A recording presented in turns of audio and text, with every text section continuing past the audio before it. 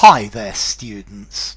A dog in the manger, a dog in the manger, a dog in the manger attitude. Okay, this is somebody who insists on having something that they don't want or they don't really need, but they want it to prevent somebody else from getting it, somebody else from having it. And this is the idea of a dog in the manger attitude. This is the idea of being a dog in the manger. Yeah. If you're not going to use those tickets for the concert, why don't you let somebody else have them? Why don't you let somebody else use the tickets rather than being such a dog in the manger and just having them so that you're not going to let anyone else use them? Okay, I think I'm going to go straight to the origin with this one. The origin of this one is one of Aesop's fables. Well, if this is an Aesop's fable or not is a moot point, but that's different. Okay, the story about the dog in the manger. A manger is where the animals live. A barn, for example. And there's a dog that lives in a manger. And the horse also lives in the manger, and there's grain for the horse to eat, but the dog prevents the horse from eating the grain, and the dog itself doesn't eat the grain and isn't able to eat the grain.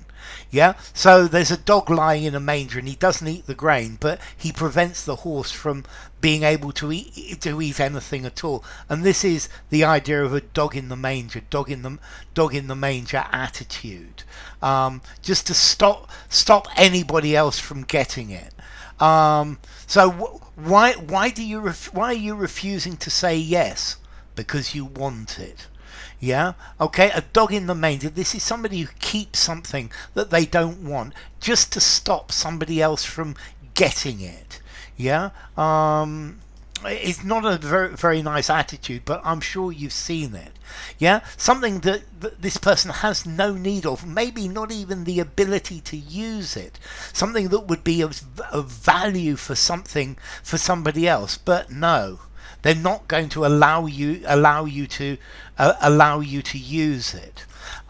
So don't be such a dog in the manger. Lend him your tennis racket. You've got classes all afternoon and you're not going to be able to use it. Lend me your car tomorrow. You're not going anywhere tomorrow and I really need it. Don't be such a dog in the manger. Yeah. So you've got some ice skates and you don't even know how to skate. So why won't you give them to me? Why won't you lend them to me?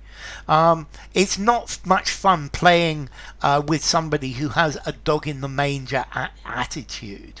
Yeah. Nobody likes to make friends with people who are a dog in the manger. Yeah, so lend me your bicycle because you're not going to use it this afternoon, and I only need it for half an hour. So don't be a dog in the manger. Just let me use it for a bit.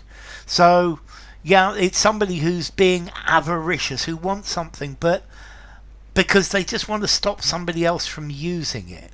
Yeah, it's a person who prevents others from using something that they themselves have no use for it at all. Yeah, it prevents others from using something. But the reason they're preventing them is because they want to be selfish. They want to be unpleasant. Yeah, it's somebody who selfishly keeps something that they don't need or they don't enjoy, just so that other people are not going to enjoy it. Yeah, a person who selfishly withholds something from other people that's actually useless to themselves. Yeah, so it's not a very nice thing. And the thing that they're refusing to let you use would be of great value to somebody else, but no, you can't have it. You can't have it. And well, I think this is the idea. The dog that stops the horse from eating the grain, even though the dog doesn't eat the grain itself. Formality, dog in the manger attitude. I think I'm going to give it a 4.5 informality. Use it informally, use it in a semi-formal conversation, use it in a semi-formal writing. Perhaps something very formal. He's a veritable dog in the manger. Maybe something poetic. I think it would work as well. So anyway, enough. If you enjoyed the video, give it a rating. Don't be a dog in the manger. Subscribe to my channel, and I'll see you soon. Bye for now. Dog in the manger.